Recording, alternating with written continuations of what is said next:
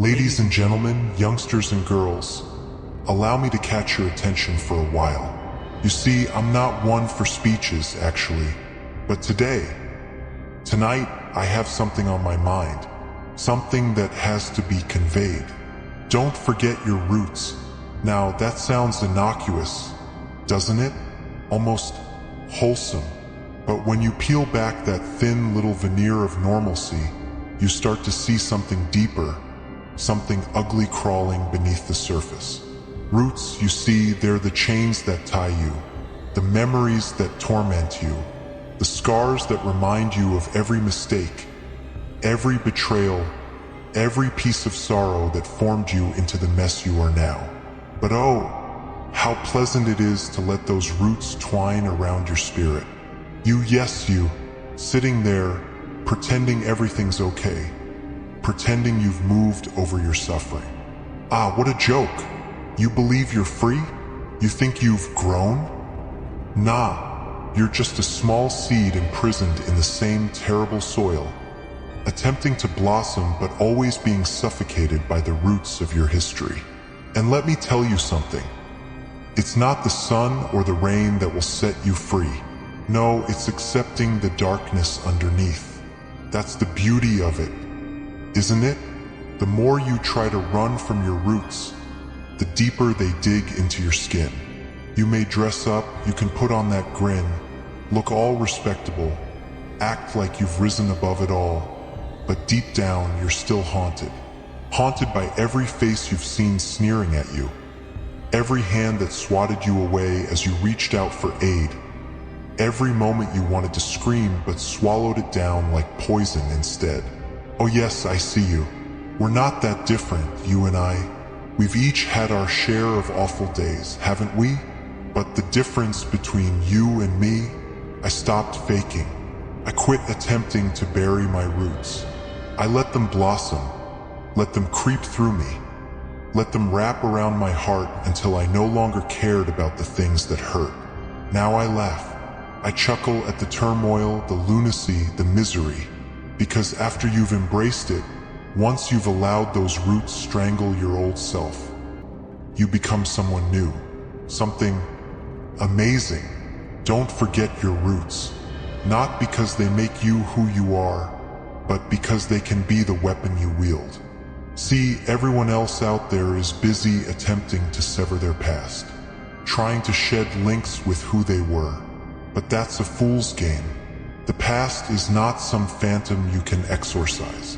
No, no, no. It's a living thing, always with you, always feeding off your pain, constantly whispering in your ear, telling you you'll never be good enough, never be happy, never be free. And the punchline? They're right. You won't ever be free. Not until you realize that you're a prisoner of your roots. Accept that the past will always be there, lurking in the shadows. The trick isn't to outrun it. No, the trick is to turn around, face it, and laugh in its face. Laugh because you recognize that the power it has on you is a falsehood. The dread, the guilt, the remorse. All illusions designed to keep you in line, to keep you from reaching your potential. But potential for what, you ask? Chaos. Yes, chaos. Glorious, freeing chaos. Because once you realize that life is a twisted, pointless joke, once you stop trying to find purpose in a purposeless world, once you stop caring about fitting into some tidy little box, that's when you become genuinely free. Free to behave without limitation. Free to do what needs to be done. Free to be yourself in all your damaged, messed up magnificence. You see, society encourages you to forget your roots. They want you to forget all the times they spat on you, neglected you, left you to fester in the gutter. They want you to believe in their fairy stories, to conform, to be normal. Ha! Normal. What a chuckle. Normal is just another word for boring, for complacent, for weak. And you, my buddy, are not weak. You've survived, haven't you? You've crawled through the muck and the filth, and you've come out the other side. Bruised, damaged, certainly, but you're still here, and that's something. That's strength. But the world doesn't desire strong people. No, the world wants docile little drones that follow the rules, pay their taxes, and smile while they get kicked in the teeth. Well, I say screw the rules. Screw their expectations. You owe them nothing. In fact, you owe it to yourself to be more than what they've instructed you to be. To be something greater, something darker, something that doesn't apologize for its wounds but wears them like a badge of honor. Because here's the fact, the deep, horrible truth that no one likes to admit. We're all monsters. Each one of us. Some of us just disguise it better than others. But that monster inside you, the one that's been kept away, buried deep behind years of remorse and shame and self-doubt, it's time to let it out. It's time to let it breathe, to let it roar, to let it warn the world that you are not to be trifled with.